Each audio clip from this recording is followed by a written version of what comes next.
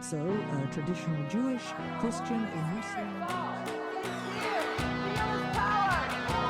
To understand atheist and agnostic. Hello, everyone. Are you ready for more doom? Yay, doom! Yay! Doom and death and destruction and Sarin. I didn't even know what Sarin was. Do you know now? Yeah. You looked it up? Good. Yeah. Yeah, it's only doom for the outsiders, though. That's always the deal. On today's episode of The Holy Watermelon Podcast. Yeah, so we talked a little bit about doomsday cults last episode. Mhm. And now we're going to talk about a very specific doomsday cult Yeah, this one's wild. episode. You didn't know anything about them. No, nothing at all.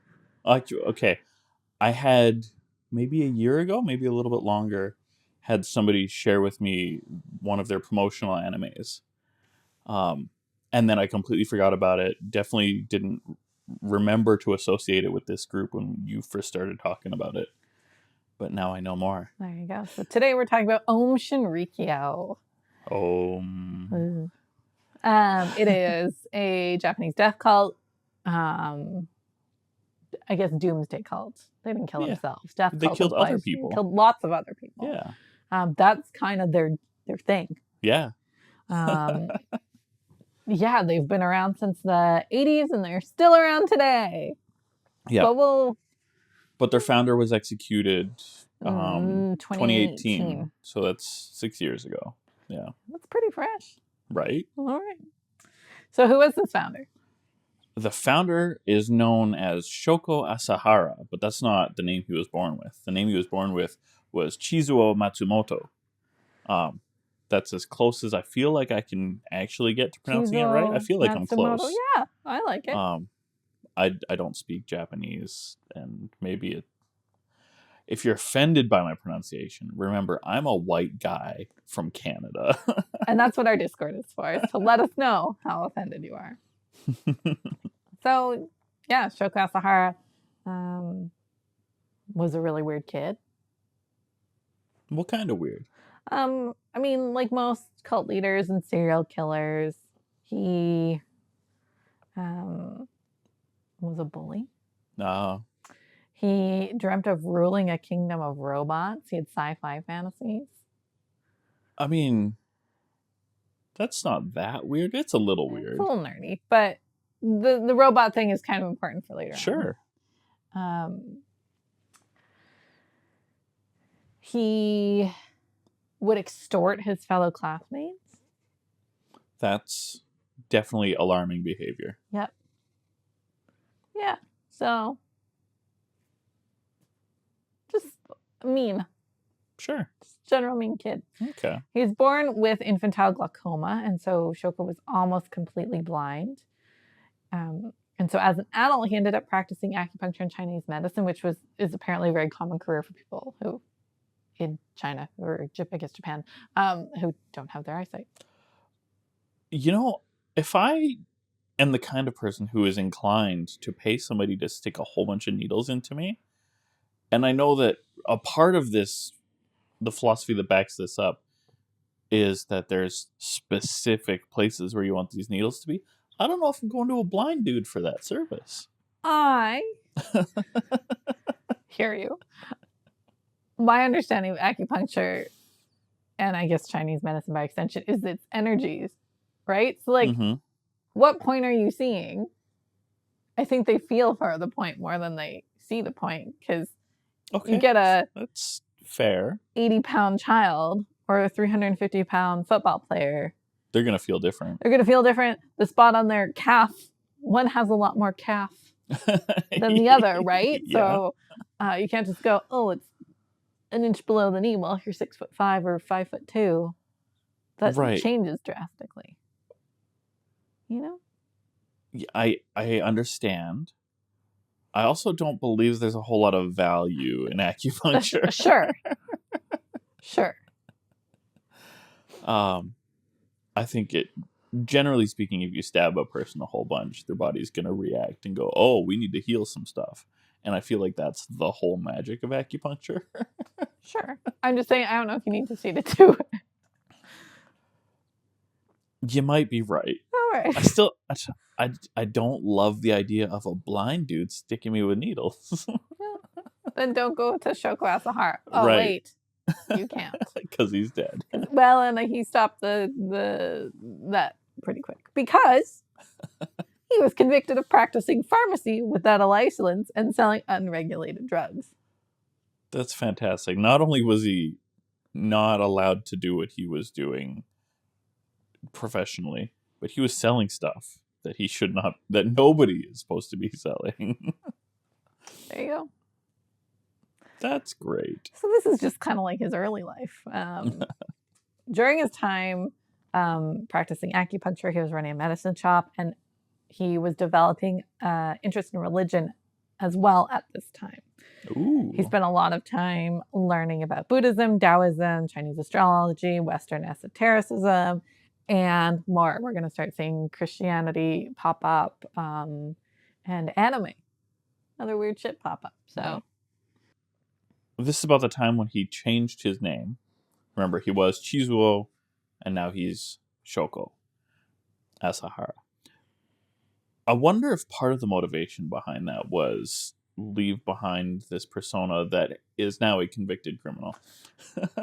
yes, I think another part of it, though, is this is where he traveled to India and he claimed to have achieved enlightenment. I'd skip on the country, too. Pardon? I'd skip out on the country, too, if I had just been convicted. Yeah, right? But I think the name change came with the soul change. All one big bundle. Yeah. And the crime. Yeah. So AUM Shinrikyo was founded in 1987 and started pretty much just a yoga meditation class. This guy was way into meditation. He found a lot of power in that practice. And yoga is a good way to meditate too, actually. Mm-hmm. So Aum Shinrikyo basically means Om Supreme Truth. Om is just the untranslatable great sound of Hinduism. Yeah, and sometimes if you're researching Aum Shinrikyo, like we have been, the AUM is in all caps. Yeah. I saw it in both ways. Yeah. And this meditation class that he was running was called the Immortal Mountain Wizard Association, which I love. I do too, until we get into weird shit later on, which is why I bring up that it was called the Immortal Mountain Wizard Association, because that is important, how weird he is. I don't know. I think if I lived a life where I just got this reputation of being a wizard, that would be something special. So should we change the priests and priestesses at the Holy Watermelon to wizards? And I'm down. All right. Okay. Come become a ordained wizard with the Holy Watermelon. Feels perfect. All right. I'm into it.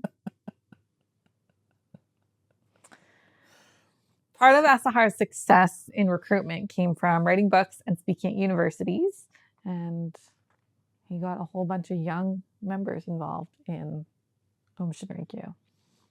It helps a lot when you advertise to people that you can really get a meaning to your life, get involved in a movement that is going to accomplish something. Now, what they accomplish might not be favorable to everybody, but it attracted thousands. Yes, they were huge at one point. Now they are not, but they were, big organization. And also university students are great because generally, if you look at any city's election statistics, the most varied and wild riding is always where the university is. Sure. That's where you'll get here in Canada, you'll get things like the Rhino Party and the Pirate Party. Chances are they're in a university riding, not in some suburb. Yeah. Rhino Party doesn't exist anymore. But if you're not Canadian and want to laugh, read about them on Wikipedia. So yeah, just like people who are open to new ideas and trying to find their way through life, but smart and typically coming from money. Great people to recruit for cults. Yeah. So in 1989, AUM Shinrikyo was recognized as a religious organization in Japan. A little bit of a process. We've done the same thing for the San Lenatus Fellowship. Kind of cool. They did it in just a couple of years after they got properly organized. And then in 1992, Asahara declared himself Christ and called himself the Lamb of God. All right. That sounds like a red flag. It does. Literally anytime somebody claims to be Jesus, worry. All right. It usually is followed up with, give me all of your money or go hurt somebody. Tell me more. Well, so Asahara had some unpopular interpretations of Buddhism and Hinduism as he combined them together.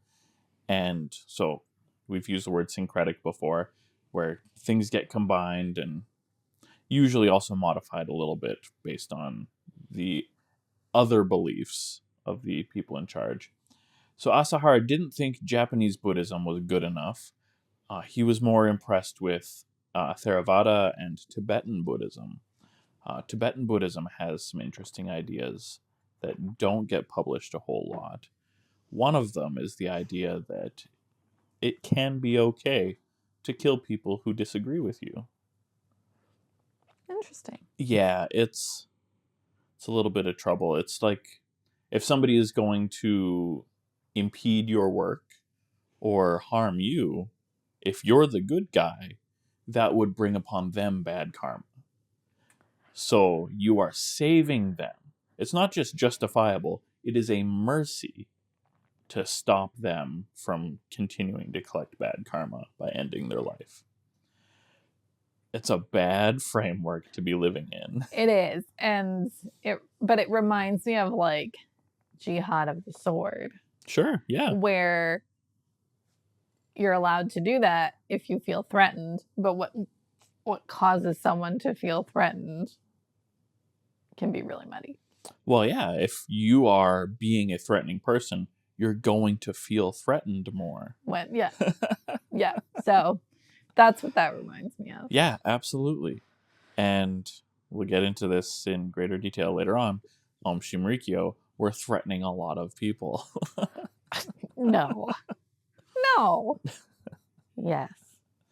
But all of this is drawn from esoteric philosophical Buddhism.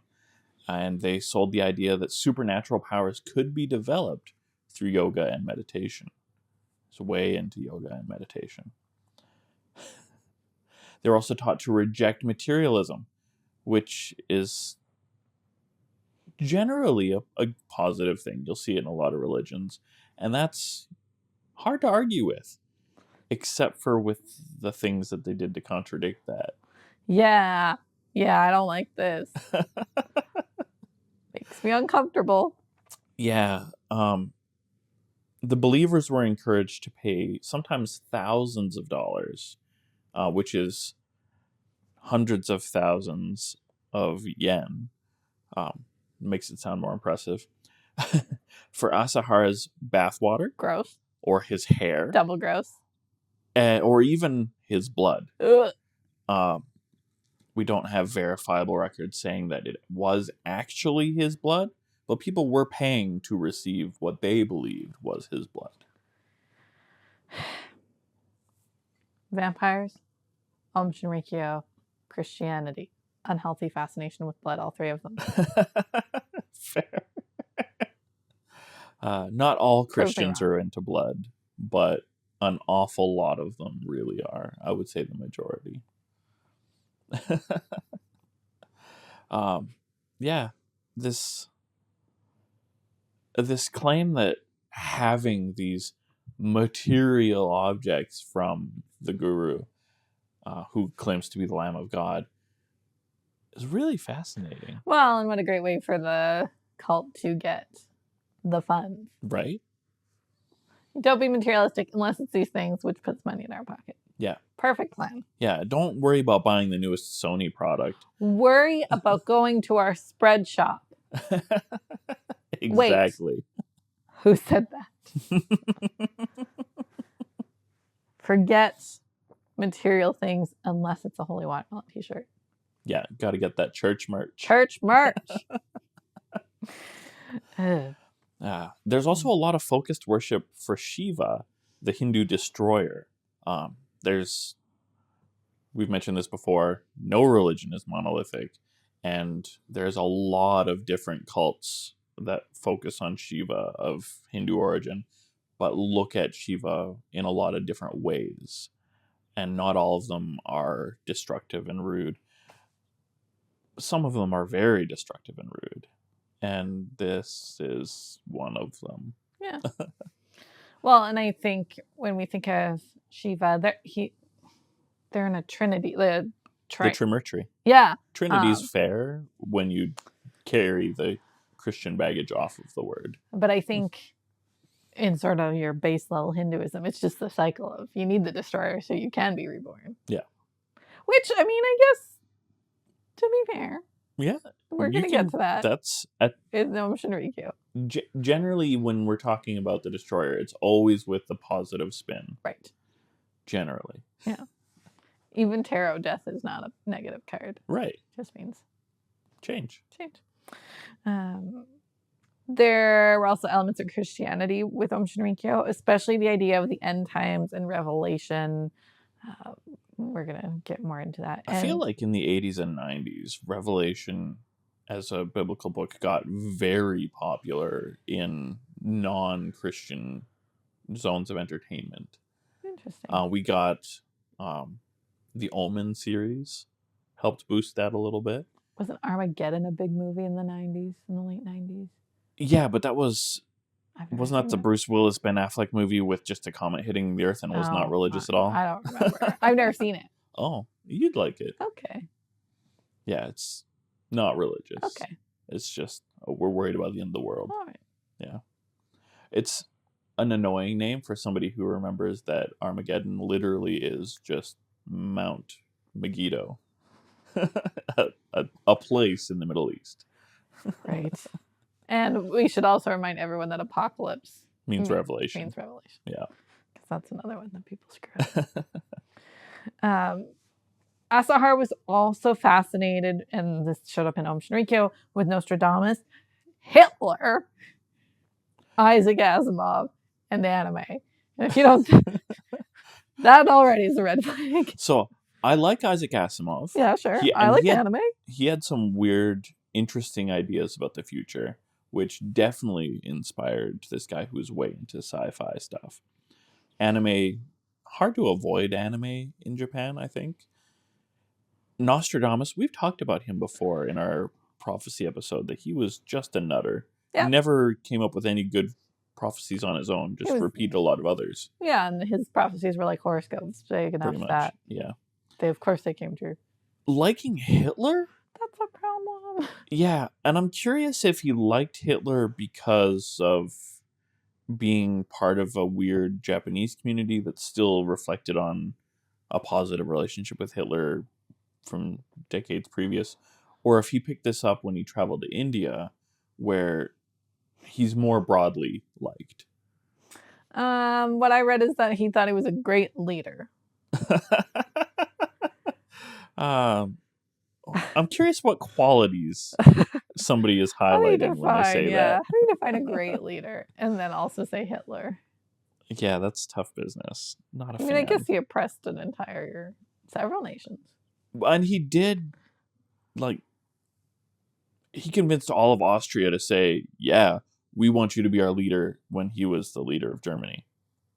That takes some sort of good qualities. Yeah, I guess if you're a little kid wanting to rule an army of robots, then that would do. Maybe that's the thing. It's hard to defend this particular interest. Yeah, but we're gonna defend his anime. Knowing sort of very broadly about AUM Shinrikyo, I knew it was kind of the anime cult. Mm-hmm. And so when I dug into it, I was actually really interested to find out that a lot of the ones that influence AUM Shinrikyo are quite mainstream. Sure. Hayao Miyazaki! my favorite. Right? So in particular, Hayao Miyazaki films, Conan the Boy of the Future. I actually haven't seen Conan the Boy of the Future.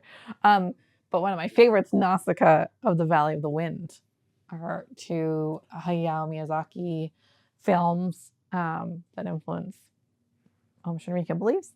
And then The Great Battle of Genma, Akira, and the space battleship Yamato are made by other producers, all influence Shinrikyo. Fun. The common thread among these animes is that civilization has gone through either like a dramatic transformation or is facing impending destruction. So I saw Nausicaa Mm-hmm. maybe a year ago. That feels right. At the one of the theaters that just shows fun. older movies. That's fun. And it was a weird movie. It is a weird movie. A lot of But it his was good older fun. stuff is quite weird. Like a lot of people know him from Spirited Away and then Right. Howl's Moving Castle. And those are all pretty normal, but some of his older stuff, even like Princess Mononoke, is pretty weird. So one Buddhist concept is adopted into this philosophy of Aum Shinrikyo is the 3 ages of Dharma, which is basically the Buddhist outline of the end times. It was really important that the people of Aum Shinrikyo could bring about the end times in this doomsday business. Yeah, he really wanted to start World War III. Yeah, well, he started out being sure the Americans would start it. I don't know if I disagree with him.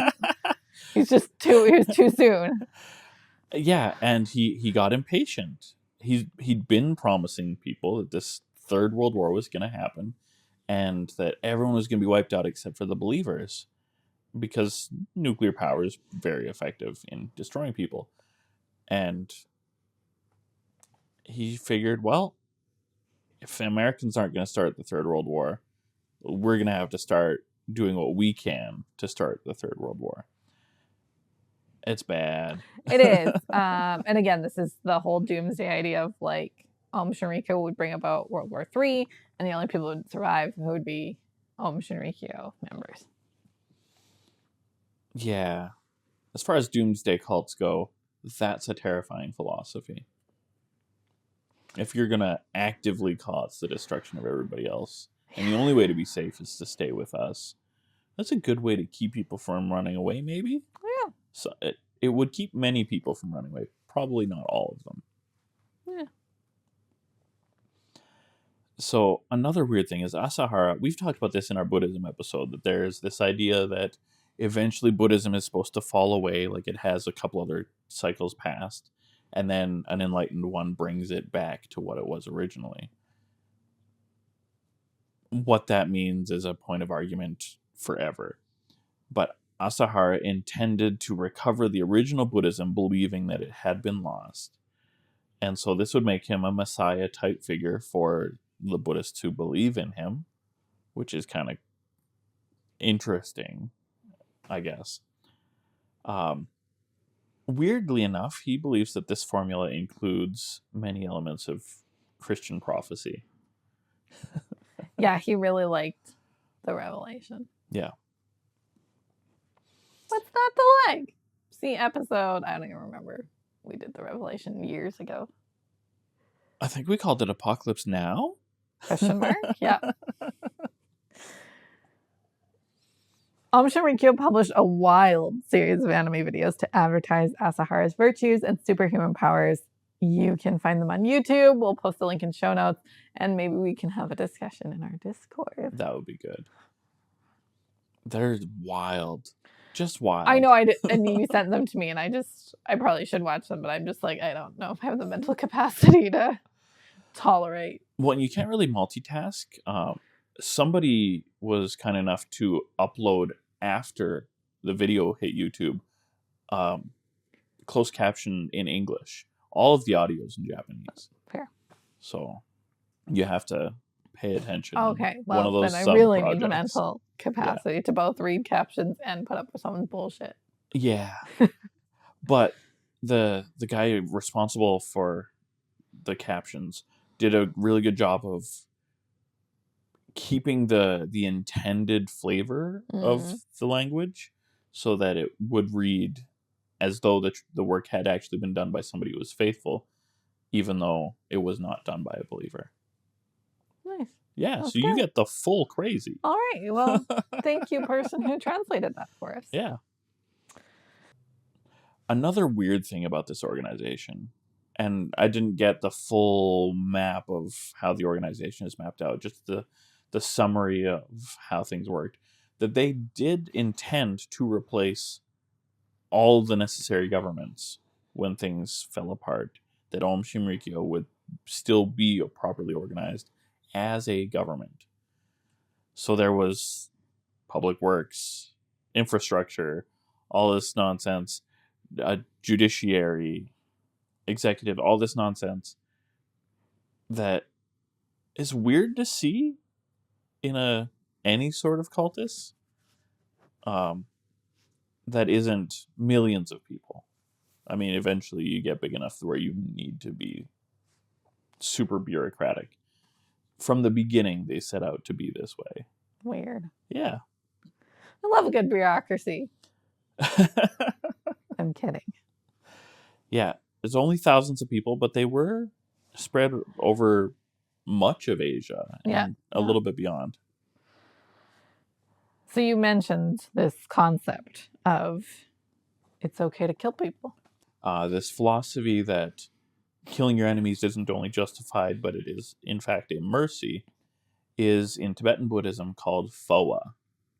In Aum Shinrikyo, they just call it Poa, because different alphabets for writing stuff down. Alphabet's the wrong word, but those of you who are into languages, you know what I'm talking about. All right. So that's the term where it's okay to kill people. Poa. Basically, yeah. All right. If they're your enemy. If they are your ally, that will bring bad karma on you to kill them. We better tell that to Aum Shinrikyo. Because they were sketchy from the very beginning. Yeah. You know, lots of cults. We talked about Nexium not that long ago. They start out kind of normal. Mm-hmm. Not this one. No. They're, so the big Aum Shinrikyo, the climax, is the Tokyo subway attack in 1995. And we're about to get to that. But there are reports of biological and chemical incidents as early as 1990, which is only 3 years after they were founded. Yeah. And 5 years before the Tokyo subway attack. Right. So, red flags. Red flags. It's one of those awful things where you're like, why was no one paying more attention to this? Mm-hmm. So the first really bad incident was in 1993. Again, even though there were records as early as 1990, when Aum Shinrikyo members attempted to murder the leader of a rival Buddhist spiritual organization. And the gentleman was Daisaku Aikida of Soko Gakkai was the organization. Soko Gakkai was the organization. With Sarin, which is a nerve gas. Yeah. So in my head, to play out how this might have looked, unfortunately, my imagination is making this look a lot like the Karate Kid, but without the final fight. It's just, now I'm going to gas your arena. Everybody in your dojo is in major trouble. Oh, we shouldn't laugh. That's terrible. They made 2 attempts on his life, so there's no way this was an accident. Right. One, you don't have people accidentally releasing sarin gas. That's true. Because I didn't know what sarin was completely. For our listeners, it is horrible. It attacks your nervous system, starting with easy points of entry, eyes and lungs. It's odorless and colorless as both a liquid or a gas. It evaporates very quickly and spreads. It is considered a weapon of mass destruction. Remember when that was like the term in the early 2000s? Yeah. A lethal dose can kill in less than 10 minutes, usually by paralytic asphyxiation. So that basically means your lungs stop working. They can't work. Sarin decomposes in alkaline fluids and becomes harmless if you haven't ingested it. And without treatment, you will become permanently disabled. Yeah, there's a lot of people who are still suffering today from sarin gas attacks decades ago. It's wild. Yeah, it is not okay. One thing I will doesn't make it okay, but because it evaporates very quickly, it does disappear from the atmosphere quite quickly. Sure. So if it's very potent for a very short amount of time, and you don't want to be near it, but then it goes away. So it's a short but potent attack. Yeah, getting the lethal dose, you got to be very close to the drop point. Yeah. So I mean, still don't go near it. Yeah, no, it's still bad. Yeah, it's still really bad. I would be like, well, it's fine because it evaporates quickly. Well, no, see, evaporating is when it causes a problem because you're not going to breathe in a liquid. Watch me.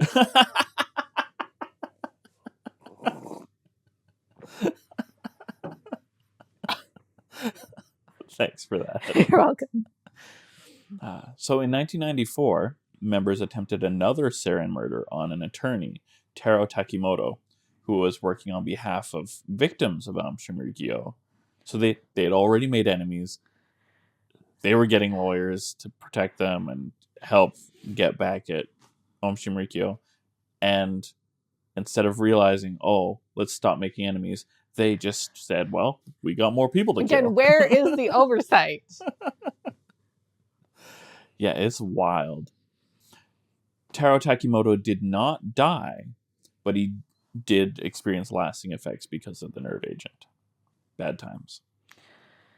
Just a month later, Sarin was released into a neighborhood in Japan, and in that neighborhood lived 3 judges who were overseeing a fraud case brought against AUM Shinrikyo. Not, criminal assaults, just fraud. 7 people died and 250 people were affected by the nerve agent. That's a bad time. So there are actually dozens of attacks by AUM Shinrikyo.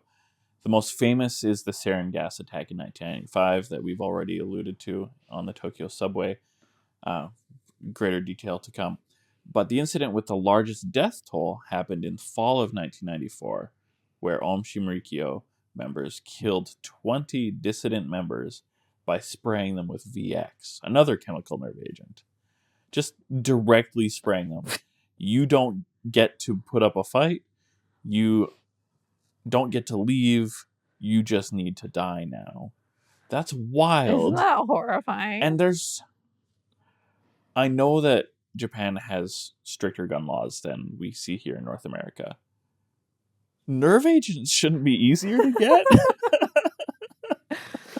Yeah, there's just like a whole bunch of stuff that the general public should not have access to. Guns, nerve agents. Right? I say a whole bunch of stuff. 2 things the general public shouldn't have access to. I mean, there's more than 2. But these are the 2 that come to mind right now. Yeah. Nuclear weapons. 3. Sure. Perfect. I'm good not having those 3 things in my possession. Sure. I'm good with you not having those 3 things in your right. possession. And I'm good with you, dear listener, not having those 3 things in your possession. All right. So the Tokyo subway attack. So, and that was their worst 94, 20 people dead. Now we get on to the most the one that hit the news the biggest. Well, and this one definitely had the most victims, just not the highest death toll. Right. So yeah. So by the time this sarin gas attack occurred on March 20th, 1995, AUM Shinrikyo had more than 40,000 members around the world. Mostly in Russia. Weird, but right.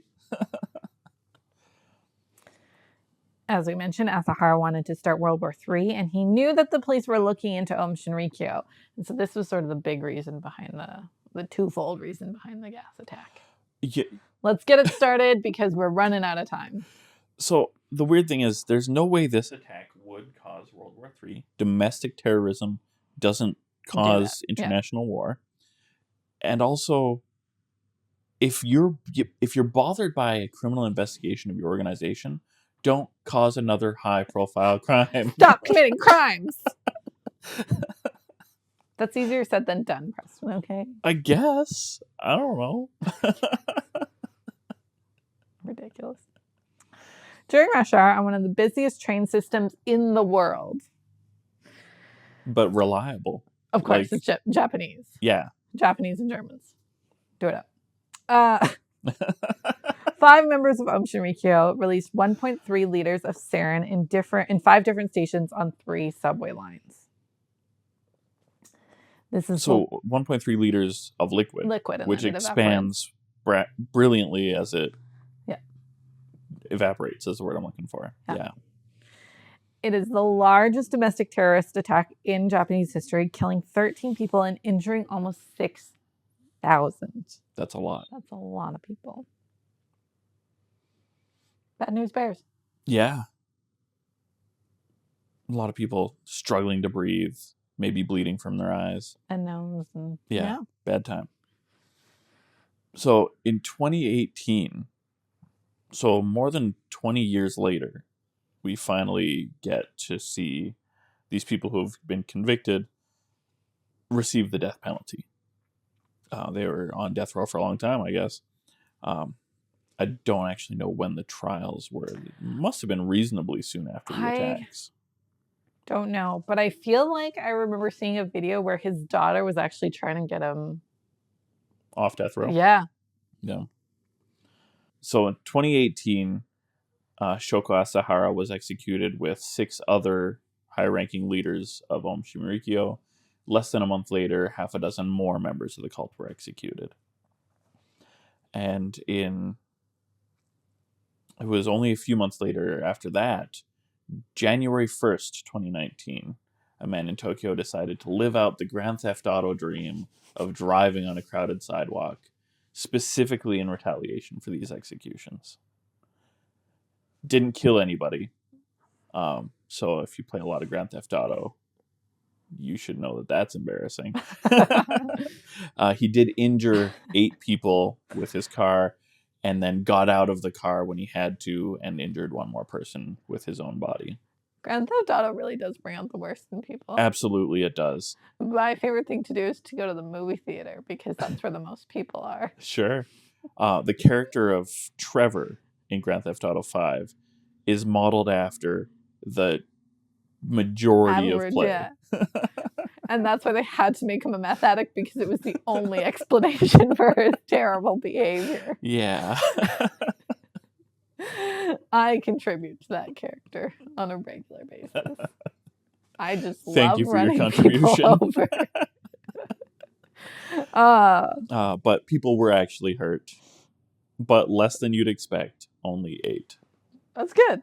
Or 9 if you count the dude that was bodily attacked. Yeah, and depending on what side of the Grand Theft Auto coin you're on, that's either really bad or really good. Sure. All right. But there's more. AUM Shinrikyo didn't stop with the attacks after March 95. There are 8 confirmed gas attacks after that date, and more that are suspected they may be copycat attacks as late as the year 2000. Bad news bears. Yeah. 2000 was a good year for AUM Shinrikyo, though, because they stopped being called by that name. Right. They rebranded. Yay. That's often a good move. Yeah, especially when you've committed crimes. So just like Asahara, who changed his name after being convicted, AUM Shinrikyo became Aleph in 2000. All right. Aleph has publicly tried to distance themselves from Asahara's spiritual leadership, and they have set up funds to help people hurt by the Shinrikyo Sarin attacks. See, that sounds kind of nice. I just don't know why you keep believing in it. Like, Fair. just go to regular Buddhism or whatever. Like, what's Right. so special about this mix? When you I don't know. believe, you believe. I guess so. Even if you want to distance yourself from your old leader, you still hold on to specific beliefs that are discouraged by these other groups, so you don't rejoin them. Yeah. You create your own different group and carry as many people who believe the same sets of things as you. Well, I guess so. That's something we've seen a lot in Christianity in the last 500 years. You mean all of them? But Aleph isn't the only one. No, there was a splinter group in 2007. Hikari no Wa, which translates to Ring of Rainbow Light, split from Aleph in 2007. So they're led by a fella named Joyu Fumihiro, who was actually the public relations manager for AUM Shinrikyo. And they claim that they don't want to influence any particular faith. Instead, they insist that they want to change how people think of religion in their own lives. I can think of a handful of Christian churches that say the same sort of thing, too. It doesn't always work out that way. Yeah. Both groups continue to operate monasteries and organize pilgrimages. Sometimes maybe bomb making? Or Sarin spraying. Right. Both of these groups are considered dangerous by the Japanese government, and they are under continued surveillance. It's kind of interesting. I've read up on what's going on. Every few years, they're like, are they still dangerous? Do we still need to keep looking after them for the next few years? And they reevaluate every few years. And so far, they haven't given up. They're like, no, we're still scared of these people. Good, because if someone had done that in 1990, that would have helped and saved a lot of lives. That would have helped a lot. Then it is insane the number of sarin gas attacks. I actually found a link. Sure. I don't know if you had a chance to check it out, but maybe we'll throw that in Discord. But it outlines every chemical attack from AUM Shinrikyo. It is pages long, Preston. That's not good. No! It's interesting. It's not good.